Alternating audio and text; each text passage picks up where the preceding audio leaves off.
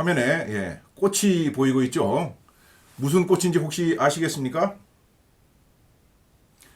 이 꽃은 우리가 사무실에서 가끔 마시는 둥글레 차 있지 않습니까? 그 둥글레 차의 둥글레 꽃입니다. 이 둥글레 꽃의 꽃말이 고귀한 봉사입니다.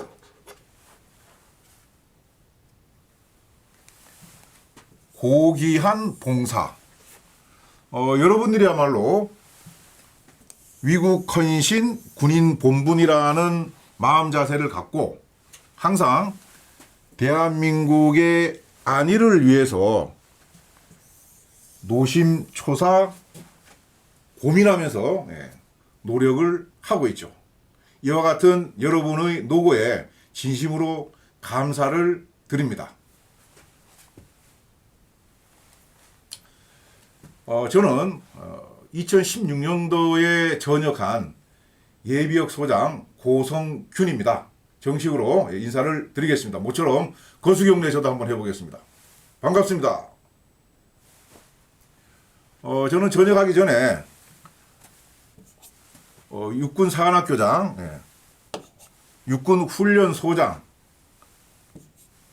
제31 보병사단장 등을 역임을 했습니다. 그리고 오래전 얘기입니다만은 소령 때 육군본부의 진급과라는 곳에서 부사관들의 진급을 계획하고 실시하는 실무자 역할을 했었습니다. 이 진급 업무를 담당할 때는 바야흐로 1993년도인데 상사에서 원사 진급 심사는 전부 육군본부에서 하죠. 그때 2군단 작전처에 근무하는 윤중기 상사가 있었어요. 나이가 39이었습니다. 당시 나이가. 근데 그 당시에는 기술행정병과 같은 경우에는 진급 인원이 많이 적체가 돼 있어갖고 50은 기본적으로 넘어야 원사가 될 수 있었고 보병 같은 경우에도 최소 45살 정도는 돼야 원사로 진급을 할 수 있는 상황이었어요. 그런데 이 윤중기 상사가 근무는 진짜 잘하는데 나이가 40이 안 된 것이죠. 그 심사위원들이 야 이거 안 되겠다. 나이 많은 사람들이 먼저 진급해야 되는 거 아니냐. 뭐 이런 생각들을 갖고 있었는데 그때 이제 심사위원으로 들어왔던 그 당시 이제 부사관 원사분들이죠. 그분들하고 저는 무슨 생각을 했냐면은 당시에는 우리 육군 상사 중에 석사 학위를 갖고 있는 부사관이 이 윤중기 상사 딱 한 명이었습니다. 그런데 근무는 또 진짜 제일 잘해요. 그럼 나이가 문제가 아니지 않느냐. 능력이 있으면은 시켜야 되는 거 아니냐. 이런 논리를 우리 그 부사관 위원들하고 제가 이제 펴갖고 그 장군분들하고 뭐 연관 장교분들을 논리적으로 이기고 설득을 해서 윤중기 상사가 그 다음에 이제 원사로 진급을 해갖고 여러분들이 뭐 아시는 분도 있을 거예요. 제9대 육군 주임원사로 훌륭하게 근무하고 전역을 한 바가 있죠. 자, 이와 같이 개인 발전을 위해서 노력을 하면서 부대 업무에 게을리하면 안 되지 않습니까? 근데 여러분들도 지금 어려운 여건 가운데에서도 우리 서울사이버대학교에 등록을 해갖고 개인의 어떤 그 소양을 넓히기 위해서 열심히 노력하고 있는 것에 대해서 제가 개인적으로 다시 한번 찬사를 보냅니다. 더불어 여러분들이 여기서 이렇게 노력하는 것이 오래 가야 돼요. 여러분 개인에게도 오래 가야 되고 여러분이 몸담고 있는 군 조직에도 오래 그 영향을 미쳐야 된다는 것이죠. 그렇게 하려고 그러면 어떻게 해야 되겠습니까? 어떻게 하시든 간에 여러분들이 군에 오래 남아서 근무를 해야 되고 그 올해도 그냥 현 계급에 계속 있으면 안 되고 좀 진급을 해야 안 되겠습니까? 그래서 여러분들이 어떻게 하면은 내가 근무를 잘할 수 있고 또 그 잘한 근무를 바탕으로 해갖고 장기 복무라든지 진급하는데 도움이 될 수 있을까 하는 그런 내용에 대해서 제가 간단하게 좀 말씀을 드릴까 합니다. 우리 그 학생분들 중에는 육군이 아닌 해공군 해병대 간부분들도 있고 일부 장교분들도 있는 것으로 알고 있습니다. 제가 오늘 드리는 말씀은 육군 부사관을 중심으로 말씀드리는 거니까 이 육군 부사관이 아닌 분들은 조금씩 상황은 다를지 몰라도 전체적인 장기 복무나 진급을 시키는 시스템은 비슷하니까 참고로 들어주시면 되겠습니다. 부사관 학위 및 경력 가점 부여, 장기 복무 및 복무 연장, 그리고 진급에 대해서 알아보겠습니다. 먼저 부사관 학위 및 경력에 대한 가점 부여입니다.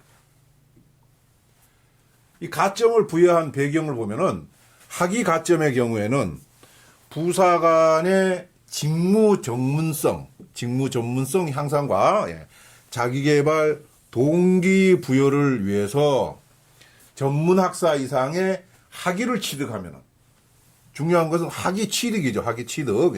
학위를 취득하면은 차후에 장기 복무나 진급 선발을 할 때 가점을 부여하겠다는 겁니다. 가점.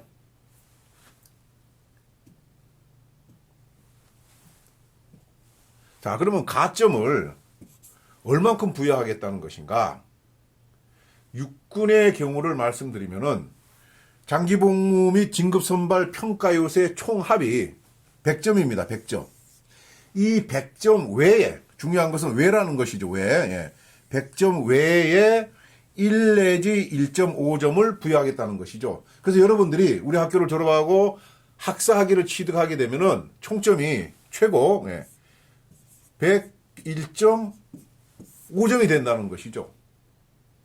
다음 이제 경력 가점은 단기 하사나 유급 지원병들의 장기 복무 지원을 활성화하기 위해서 임관 전에 현역으로 복무했던 경력이 있잖아요. 여기에 대해서 장기 복무 선발할 때 1점 이내에서 가점을 주겠다는 것이죠. 자, 그럼 가점 부여 범위를 한번 살펴보겠습니다. 학위 가점은 대상자가 누구냐 하면은 2018년 1월 1일 이후에 임관한 부사관들입니다. 이 부사관들에 대해서 진급 선발의 경우에는 2019년 11월 달에 실시한 2020년도 진급 심사에서 이미 적용을 했어요.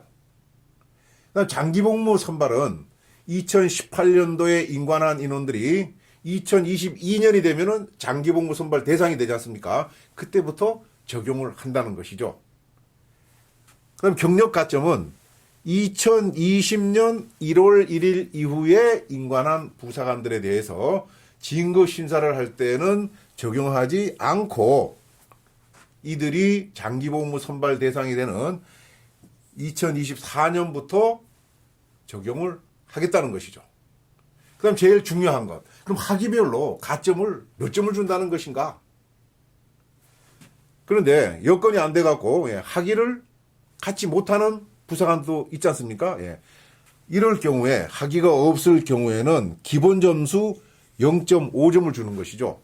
그리고 전문학사를 갖고 있으면은 1점. 여러분과 같이 학사 학위를 갖게 되면은 1.5점. 그 다음에 석사나 박사 학위를 갖고 있는 것도 학사와 동일하게 1.5점을 부여하겠다는 겁니다. 자, 여기 위에 보면은, 자, 그러면은 2017년 이전에 임관한 나는 왜 학위를 따야 되는 것인가? 이런 의문이 생길 수 있죠. 제가 앞에서 그 윤중기 원사 예를 들었습니다만은 지금 또 이미 학위를 갖고 있는 것이 진급심사할 때 잠재 역량 평가를 할 때 다 가만히 되고 있는 것이죠. 그래서 여러분들 2017년 이전에 임관한 분들도 열심히 공부해서 반드시 학위를 따셔야 됩니다. 제 상황을 하나 이제 말씀드리면은 2021년 봄학기부터 저는 여러분들하고 같이 서울사이버대학교 동문이 됩니다.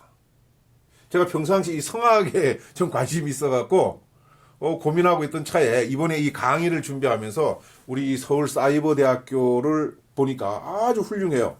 그래서 성악과에 지원을 했거든요. 그 제가 이제 졸업하게 되면은 학사학위를 받게 되지 않습니까? 근데 저는 이미 과거에 육군사관학교를 졸업할 때 학사학위를 받았고 그 뒤에 박사까지 이제 학위를 갖고 있단 말이죠. 그럼 저는 학위가 4개가 되는데 학위 4개를 갖고 있는 제가 부사관 진급 심사 대상자가 됐다. 저는 가점을 몇 점을 받아야 되겠습니까? 군 인사법 시행 규칙이라는 것에 따르면은 학위 가점은 1점부터 최대 7점까지 부여하도록 되어 있어요. 그럼 저는 1.5 곱하기 학위 4개에서 6점을 받을 수 있는 것이죠. 그 여러분 동의할 수 있습니까? 야, 쟤 뭐야, 고성균이 말이야, 평상시 근무도 엉터리를 하고, 집 밖에 몰라갖고 말이야, 공부만, 요령껏 해갖고, 학위 땄다 그래갖고, 6점을 주는 것이 이게 적절한 것이냐, 하고 불만이 생길 수 있지 않습니까? 그래서, 육군본부에서는 저와 같이 2개 이상의 복수학위를 갖게 되면은, 이런 점수를 합산을 하는 것이 아니고, 제가 갖고 있는 최상위 학위, 뭡니까? 박사죠, 박사. 예. 이 박사 학위에 해당되는 1.5점만 가점을 부여한다는 것입니다. 근데 반대로 제 입장에서는 내가 부대 근무도 진짜 제일 잘하고 없는 시간 쪼개갖고 공부를 해서 학위를 땄는데 나 억울하다. 이렇게 생각할 수도 있지 않습니까? 그래서 이 석박사 학위에 대한 추가 가점, 이 필요성에 대해서는 육군본부에서 2018년도에 임관한 부사관들이 올해 일부 이제 중사를 달았고, 이 인원들이 상사로 진급 심사에 들어가는 시기에 검토를 다시 하겠다는 겁니다. 그래서 만약에 제가 이것을 검토하는 실무자라 그러면은 저는 아마 이렇게 할 것 같아요.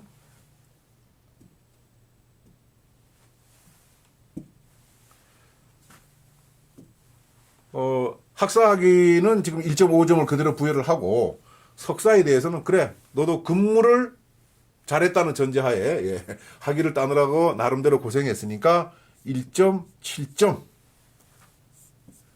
그 다음에 박사학위까지 갖고 있다 그러면은 그래 고생했다. 뭐 2점 정도 이렇게 주지 않겠는가 이런 생각이 듭니다. 그래서 여러분들 학사학위를 따고 난 이후에도 부대에 근무하면서 여건이 된다 그러면은 우리 학교에도 보니까는 그 대학원 또 과정이 있더라고요 보니까. 그런데 등록을 해갖고 석사학위까지 계속 공부를 한다 그러면은 뭐 이 진급에 관련돼 갖고 혹은 뭐 또 장기 복무 뭐 이런 것도 기타 군생활 관련돼 갖고 내가 뭐 가점을 받고 도움을 받을 수도 있겠지만은 또 하나의 인간으로서 인생을 살아가는 데 있어서도 공부한다는 것은 대단히 중요하고 도움이 될 수 있다는 것이죠. 그래서 여러분들 기회가 된다면은 계속해서 이런 공부를 하시면은 좋겠다 하는 말씀을 한번 드려봅니다. 그 다음에 이 장기복무 선발 대상자에 대한 학위 및 경력 가점을 어떻게 부여할 것인가 하는 것은 2021년도에 검토해서 장기복무 선발은 22년부터 경력 가점은 24년부터 적용할 계획입니다. 다음은 장기 복무 및 복무 연장입니다. 자, 장기 복무를 지원할 수 있는 대상은 인관 5년차 이상 된 복무 연장자들입니다. 대신 특전사라든지 정보사 같은 경우에는 이 병과의 또 부대의 특수성을 고려해갖고 인관 4년차 이상 되면서 복무 연장을 했거나 혹은 단기라 하더라도 지원을 할 수 있고, 선발하는 것은 인관 5년 차에 60%, 인관 6년 차에 40%를 선발합니다. 그래서 여러분들이 인관 5년 차에 한번 지원했는데 안 됐다 그래갖고 실망하지 말고 그 다음 한번 또 이 기회가 있으니까 여러분들 끝까지 도전의 기회를 놓치지 마시기 바랍니다. 복무 연장 같은 경우에는 인관 3년차가 되면은 내가 복무 연장을 1년을 할 것인지 2년을 할 것인지 3년을 할 것인지 이걸 선택해서 지원을 할 수 있고 현역에서 재임용된 경우 있지 않습니까? 예, 이럴 경우에는 4년까지 선택을 해서 지원을 할 수 있습니다. 그 다음에 인관 4년차 이상이 되면은 육군에서도 이제 활용을 고려를 해야 되기 때문에 1년만 지원이 가능하겠습니다. 그 다음에 이제 사관생도 신분에 있었거나 후보생 신분에 있다가 부사관 교육을 받고 부사관이 되는 경우가 있죠. 예. 이럴 경우에는 인관 3년차가 아니라 인관 2년차부터 1년부터 5년까지 선택해서 복무 연장을 지원할 수 있습니다. 선발하는 것은 남자 군인의 경우에는 임관 인원의 70%를 선발하고 여군은 소수이기 때문에 복무 연장에 적절하냐 안 하냐 하는 적부 심의를 거치게 되겠습니다.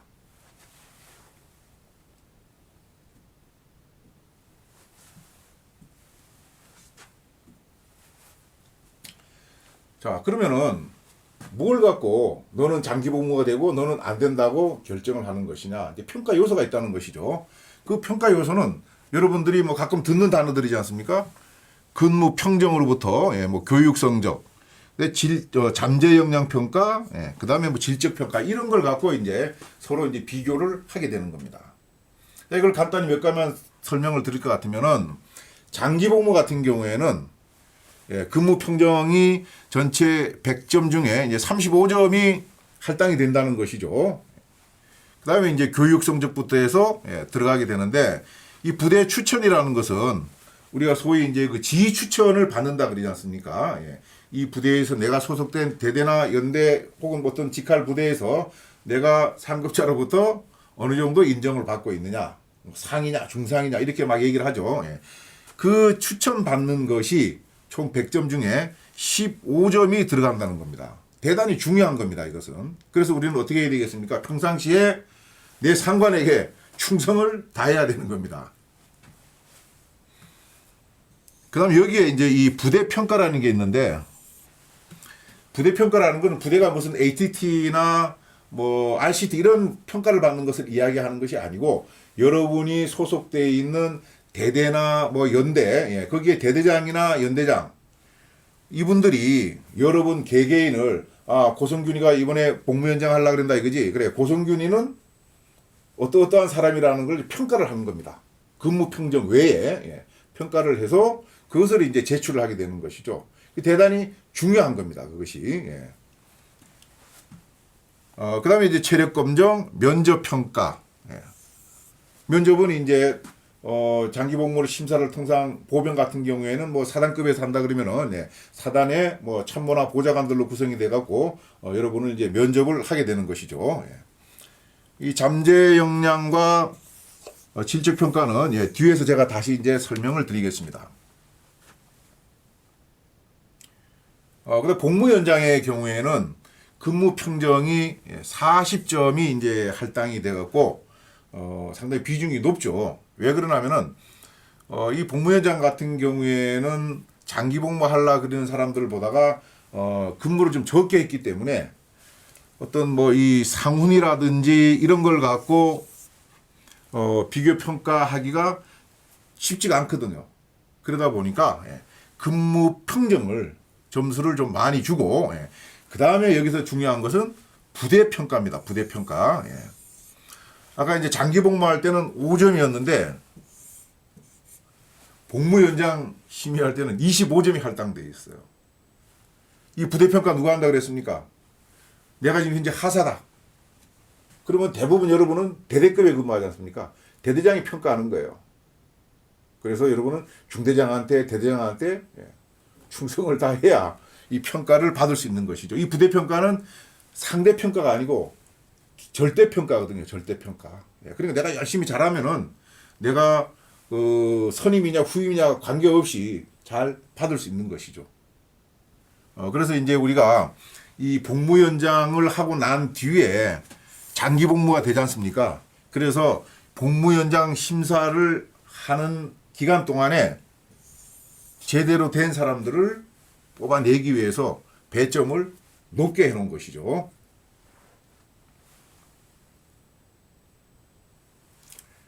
자, 그럼 잠재 역량이라고 그랬는데 잠재 역량은 뭘로 평가를 하는가? 먼저 평가 요소를 보면은 밑에 보면은요 평가 요소 있죠. 이 자격화 제도라는 게 있죠. 자격화 제도. 그 자격화 제도는 크게 두 가지로 이제 구분을 하고 있습니다.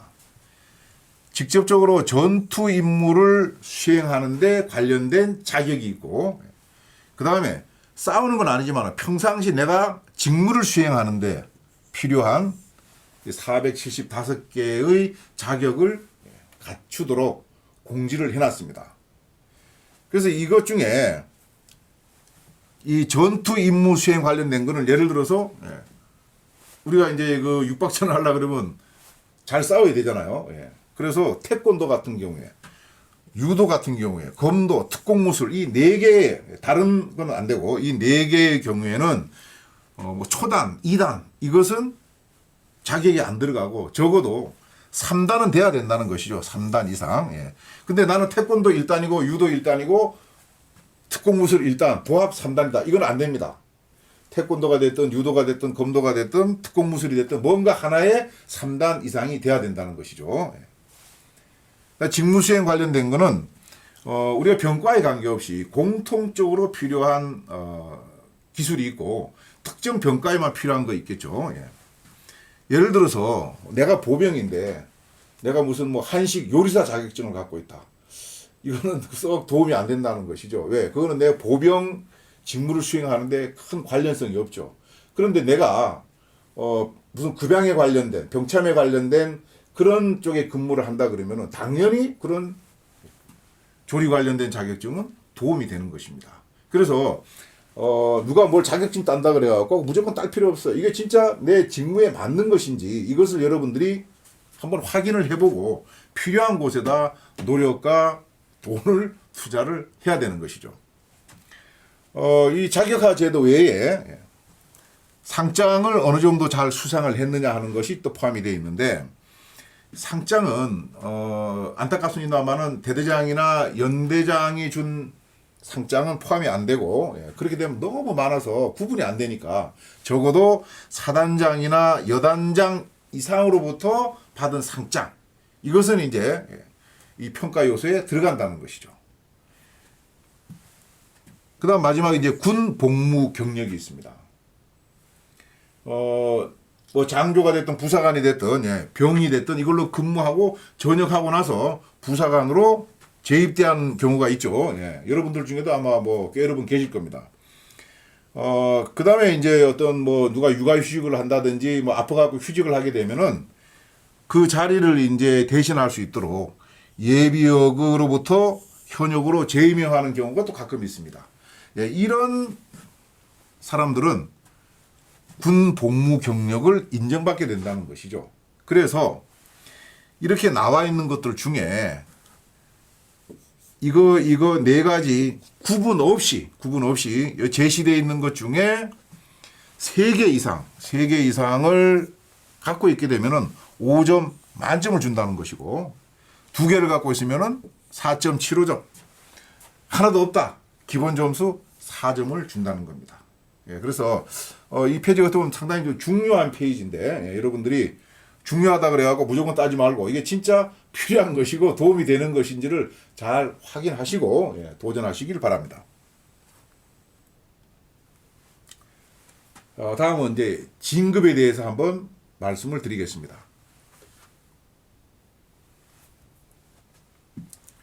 자, 진급은 일단 원사로 진급하려고 그러면은 상사로서 5년 이상 근무를 해야 됩니다.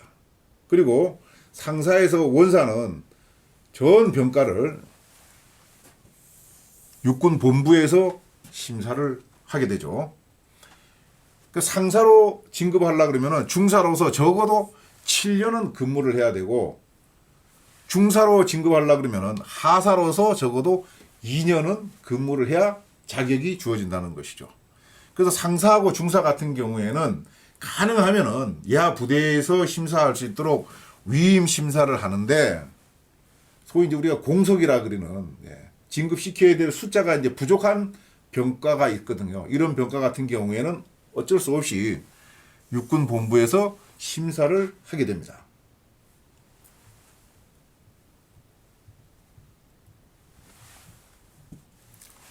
자, 중사 상사의 경우를 보면은 육군 본부에서 심사를 하는 것은 인사병과를 제외한 행정 및 특수병과, 이 경우는 전부 중사라 하더라도 육군본부에서 심사를 합니다. 왜 그러겠습니까? 공석이 별로 없다는 것이죠. 뭐 군종, 법무 뭐 이런 경우에 공석이 별로 없다 보니까 예하부대로 공평하게 나눠줄 수가 없어요. 그래서 육군본부에서 심사를 한다는 것입니다. 위임 심사는 크게 이제 두 가지로 나눠서 사여단급에서 보병병과, 이것을 심사를 하게 됩니다.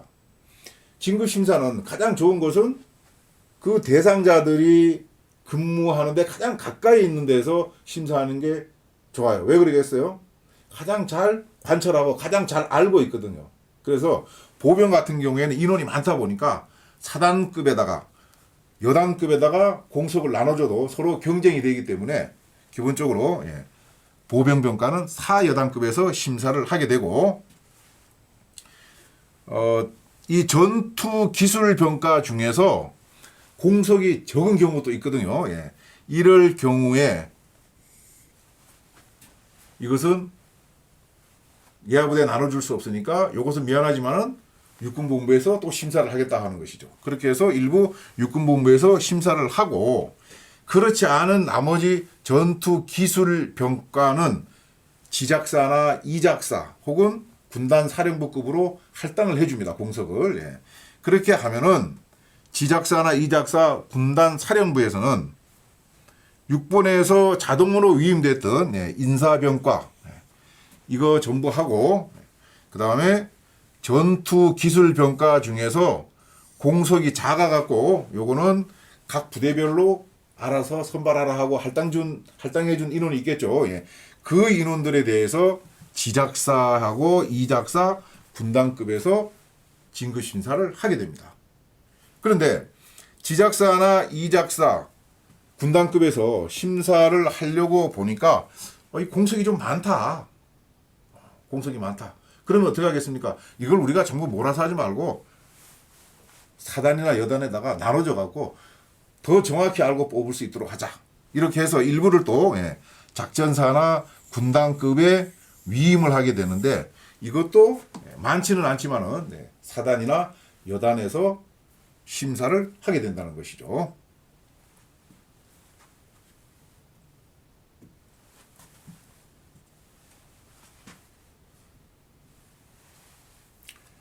자, 하사, 중사 같은 경우에는 기본적으로 하던 육군본부에서는 심사를 안 하려고 그래요. 그래서 기본적으로는 전 대상자를 위임을 합니다. 위임. 그럼에도 불구하고 병과별로 공석이 몇 개 안 되는 경우가 있어요. 뭐 매년 좀 다를 수 있지만은 아무래도 이제 저 특수병과에 있는 뭐 군종이라든지 법무라든지 뭐 이런 경우에는 공석이 그렇지 많지 않기 때문에 이런 것은 이제 어쩔 수 없이 육군본부에서 심사를 하고, 나머지는 가능하면은 사단급, 여단급에서 하도록 하고, 사단급, 여단급에서 하기가 제한되는 그런 또 소수 공석에 대해서는 지작사, 이작사, 군단 사령부에서 심사를 하게 된다는 것이죠. 그래서 하사에서 중사 같은 경우에 아주 특별한 경우를 제외하고는 기본적으로 사여단급에서 진급 심사가 이루어진다고 보면은 틀림이 없습니다. 자, 여기까지는 이제 소위 우리가 얘기하는 정상 진급이고, 그다음에 이제 우리가 명예 진급이라는 거 있죠. 명예 진급. 자, 명예 진급을 하려 그러면은 조건이 몇 개가 있습니다. 첫 번째는 아무나 되는 것이 아니고 진급 최저 기간이 경과를 해야 되는 것이죠. 예, 다음 계급 진급하기 위해서 필요한 5년, 7년, 2년이라는 기간이 있죠. 그건 최소한 지나야 된다는 것이고 그 다음에 20년 이상 복무를 해야 된다는 겁니다. 그리고 명예진급은 하사나 중사에서 나오기는 쉽지는 않죠. 예, 하사는 거의 불가능한 것이고 그 다음에 본인이 명예진급을 하겠다고 신청을 해야 되는 것이죠. 명예진급 하겠다고 신청도 안 한 사람을 진급시켜서 내보내면 안 되잖아요. 예. 그래서 이 세 가지 요건이 충족이 돼야 명예진급 심사를 하게 되는데 이 명예진급 신청을 할 때도 또 아무나 할 수 있는 것이 아니고 내가 남은 정년 잔여 기간이 최하 1년은 돼야 되는 것이죠. 1년. 그리고 최대 10년 이내가 돼야 되는 겁니다. 그리고 명예진급을 하고 나면은 이제 전역을 하게 되는데 퇴역을 해서 군을 완전히 떠난다는 희망을 하면 안 되고 퇴역이 아니라 예비역으로 편입을 하겠다고 희망을 해야 됩니다. 퇴역은 전쟁이 나도 다시 군대에 안 오는 거고 예비역은 동원돼가고 다시 군대에 오는 것이죠.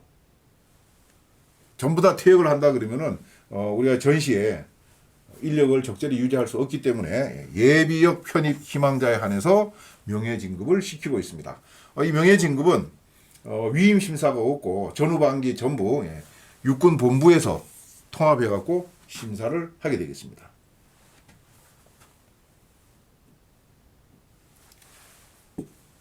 그다음 이제 근속진급이라는 게 있어요. 근속진급. 근속진급은 육군본부에서 통합해서 심사하는데, 이제 과거 이제 그 경찰에 이제 있던 시스템인데, 제 기억에는 2008년쯤 우리 이제 그 군에도 이제 이 시스템을 도입을 했어요. 자, 뭐 이런저런 사정으로 상위 계급으로 진급을 못하는 경우가 생기잖아요. 근데 그 사람들도 이제 복무할 의욕이 이제 있어야 되는 거니까. 그래서 이제 이 근속 진급이라는 것은 상사로 근속 진급을 하려 그러면은 중사로서 12년 이상 재직한 경우에 한해서 아주 특별한 하자가 없으면은 소위 이제 자동으로 이제 진급이 되는 것이죠. 그 다음에 중사로 근속 진급을 하려 그러면은 하사로서 6년 이상 재직을 해야지만 중사로 진급을 할 수 있습니다. 그래서 여러분들은 가능하면은 이 근속 진급 이런 거 신경 쓰시지 말고 이거는 뭐 여기 여러분 해당되면은 좀 곤란합니다. 이 이전에 여러분 자력으로 차상위 계급으로 진급할 수 있도록 열심히 공부하고 열심히 근무를 해야 됩니다.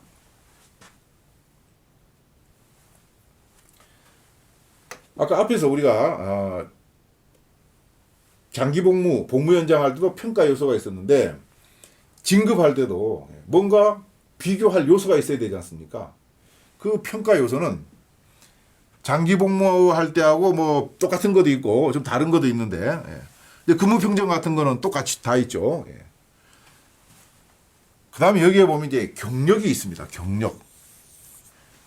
중사 상사로서 이러이러한 직책을 뭐 중대 행정보고관을 해야 된다, 소대장을 해야 된다, 뭐 부소대장을 해야 된다, 쭉 제시되어 있는 거 있지 않습니까? 그런 것을 제대로 갖춰야지만 점수를 받을 수 있다는 겁니다. 혹시 여러분들 중에 지금 내가 하고 있는 직책이 내 다음 계급 진급하는데 이게 맞는 직책이 아닌지를 잘 확인을 해봐야 돼요. 이제 많이 이제 그런 일이 없어졌겠지만 과거에 보면은 내 의지와 무관하게 근무를 잘한다 그래갖고 내 병과나 특기에 맞지 않는 엉뚱한 자리에 가서 근무하는 경우들이 왕왕 있었거든요. 그런 것을 좀 통제를 하기 위해서 이 경력을 반드시 거치도록 해놓은 거니까 여러분들이 반드시 이거는 확인을 해보셔야 되는 겁니다. 그렇게 해서 그 육군본부에서 제시해놓은 그 단계별, 계급별로 거쳐야 되는 직위를 반드시 찾아서 근무를 하시길 바랍니다. 그 다음 지휘 추천이 있어요. 모든 계급이 똑같이 15점입니다. 15점. 어떻게 보면은 이 여러 가지 요소 중에서 가장 가장 중요한 것이 지휘 추천이라 할 수 있습니다. 왜? 내가 속해 있는 연대에서 내가 상사에서 원사 진급하려고 그러면은 연대장님으로부터 지휘 추천을 받아야 되는데 거기에서 상을 못 받았다. 그러면은 육군본부에 가면 경쟁력이 없는 것이죠. 왜? 각 부대에서 상 받은 사람만 다 모아놔도 공석의 몇 배가 되거든요. 그런데 상을 못 받은 사람 갖고 그거를 몇 시간씩 시간을 보낼 수는 없지 않습니까? 그래서 여러분들이 지휘 추천이 대단히 중요하다. 그 지휘 추천 잘 받으려면 어떻게 해야 되겠습니까? 앞에서 말씀드린 거하고 똑같이 내게 주어진 직분에 최선을 다해서 업무의 성과를 내고 내 상급자에게 충성을 다해야 되는 것이죠. 그 다음에 이제 군사교육. 하사에서 중사는 15점. 그 다음에 뒤에는 이제 10점씩인데, 군사교육하고 그 밑에 이 체력검정도 보면은 하사들이 점수가 좀 높죠. 상사나 원사 진급하려고 그러는 것보다가. 왜 그러겠습니까? 일단, 우리 군에서 젊었을 때는 많이 움직이는 직책에 있지 않습니까? 장교고 부사관이고. 그러니까 어떻게 해요? 튼튼해야 되는 것이죠. 병사들하고 같이 뛰어다녀야 되고, 행군도 해야 되고 말이죠. 그래서 체력이 중요한 것이고, 근데 군에도 어느 정도 머리를 좀 쓰고 기본적인 소양을 갖춘 사람들이 필요한 것이죠. 그래서 교육, 체력, 이것은 하사에서 중사로 진급하는 경우에 다른 계급에 비해서 배점을 많이 할당을 해놓은 것입니다. 그 다음에 이제 그 표창을 받고 하는 상훈, 이 상훈은 상이면은 5점 이상, 중상은 이렇게 하는 3점 미만, 뭐 이렇게 이제 부여를 하는데, 뭐 특별한 경우 아니면은 이 상훈 같은 경우에는 이 진급 연차에 들어오면은 얼추 다 뭐 만점 가까이 되는 것으로 이렇게 제가 알고 있습니다. 여기서 이제 중요한 것은 이 표준 평가 요소, 이 표준 평가 요소의 점수를 갖고 심사를 하다가 보면은 만점 맞는 사람들이 많아요. 안 그러겠습니까, 여러분? 그래서 이것을 똑같은 만점이라 하더라도, 설령 점수가 적다 하더라도 진짜 누가 더 훌륭하게 근무를 했느냐, 이걸 판단을 해봐야 되는 것이죠. 그것이 바로 질적 평가고, 그 다음에 잠재 역량 평가가 되는 겁니다. 이 질적 평가와 잠재 역량 평가는 이 심사위원들이 개별적으로 그 판단을 해갖고 A, B, C 이렇게 3개 등급으로 부여를 하게 됩니다. 자, 예를 들면은 근무 평점 같은 경우에 나는 50점 만점을 받았다. 그런데 내가 알기로 내 라이벌인 쟤는 47점이다. 그런데 나중에 보니까 진급은 내가 안 되고 47점 받은 친구가 됐더라. 이런 불만이 생길 수 있죠. 왜 이렇게 되겠습니까? 그것은 예를 들어서 저는 나는 요령 있게 근무를 해갖고 평정을 잘 받을 수 있는데 뭐 1분의 1도 여러 차례 받고 이렇게 해서 만점을 받았어요. 그런데 진급된 동료는 그냥 보직 주는 대로 가서 열심히 근무를 하다 보니까 1분의 1 같은 거 받은 것도 없고, 그럼 1분의 1이 전부 나쁘다는 건 아닙니다. 여러분 오해하시지 말고. 전부 내보다 진급 먼저 한 선임자들하고 같이 섞여서 근무하고 하다 보니까 평정을 받기도 하고 못 받기도 하고, 그런데 근무 내용도 좋다. 그러면은 요령 피우면서 근무하기 쉬운데 골라다니면서 만점 받은 사람보다는 힘들게 어렵게 근무하면서 47점 받은 이 사람이 더 낫다고 심사위원들이 질적 평가를 한다는 겁니다. 질적 평가를 해서 이 사람은 근무 평정이 50점이지만은 내용을 보니까 이건 B다, B. 이 사람은 47점이지만은 내용을 보니까 못 받을 때도 있었지만은 이거는 A다. 이렇게 이제 부여를 한다는 겁니다.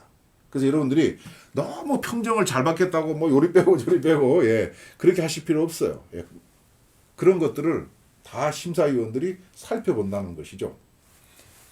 경력도 마찬가지입니다. 누구나 행정보고관을 거치고 누구나 뭐 소대장직이 부소대장직을 거쳐갖고 경력이 다 똑같이 만점이다.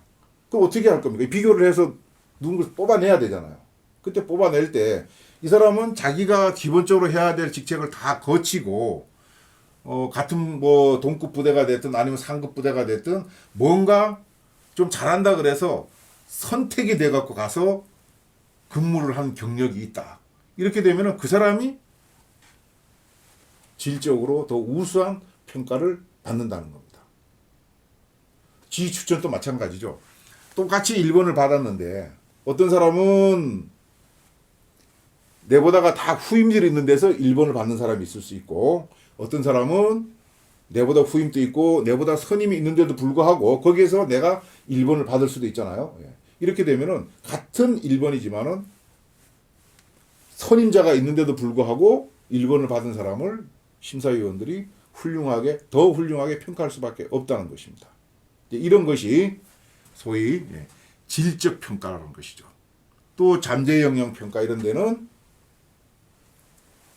예를 들어서 군사 교육이다. 이것도 뭐 초급반, 중급반 할 것 없이 지속적으로 상칭을 받는다. 거기에다가 또 개인적으로 노력을 해갖고 무슨 뭐 학위를 받는다든지 어떤 뭐 논문을 쓴다든지 이렇게 하면은 그 잠재 역량 평가에 또 가점이 된다는 것이죠. 그래서 여러분들이 단순하게 육군본부에서 제시해준 이 점수를 채우는 것이 중요한 것이 아니고 이걸 이제 어떻게 채우냐가 중요한 것이죠. 제일 좋은 것은 다 만점이면서 그 내용도 아주 좋으면은 그게 제일 좋죠. 근데 그렇게 하기가 쉽지 않다는 겁니다. 여건이. 왜? 우리 내 혼자 근무하는 것이 아니고 선배들, 후배들, 내 동료들 같이 근무를 하잖아요. 그러다 보니까 이것을 혼자서 다 독차지해갖고 모든 걸 퍼펙트하게 받기가 쉽지가 않다. 그래서 그런 것을 구분해내고 또 어떤 사람은 이 사람은 점수가 이렇게 낮은데 왜 낮은 거야? 이 사람은 이렇게 열심히 했는데 그래갖고 따져봐요. 육군본부 진급과의 그 디지털 거기에 딱 들어가면은 이 고성균이라는 그 중사가 작년에 평정을 누구누구랑 같이 받았구나. 그 중에 누구는 진급해서 어디로 갔고 뭐 이 데이터가 쫙 나와서 한눈에 볼 수 있도록 돼 있기 때문에 억울함을 다 풀어줄 수 있다는 것이죠. 그래서 여러분들이 이 할당된 점수를 채우는 것도 중요하지만은 보다 중요한 것은 어떤 방법으로 그것을 채우느냐 이것을 항상 염두에 두고 근무를 하셔야 된다는 말씀을 강조를 드립니다. 제가 오늘 이 육군 부사관을 중심으로 해갖고 장기 복무하고 진급에 대해서 간략하게 말씀을 드렸는데 보다 좀 세부적인 것은 여러분들이 육군본부 홈페이지에 가면은 이 진급이라는 그 배너가 있는데 거기 가서 진급 관련된 걸 확인하실 수 있고 그 다음에 육군본부나 인사사령부 홈페이지 들어가면은 여러분들이 장기 복무를 위해서 또 경력 관리를 위해서 어떻게 해야 된다는 내용이 자세히 나와 있으니까 그런 것을 오늘 이 강의 끝나고 나면은 반드시 내일 부대 가서 한번 꼭 확인해 보셔서 여러분들이 군대 생활을 오래 재밌게 멋있게 할 수 있기를 바랍니다. 자, 오늘 여러분들하고 시간을 함께해서 대단히 반가웠고요. 빛나는 여러분들의 내일을 힘차게 응원하겠습니다. 감사합니다.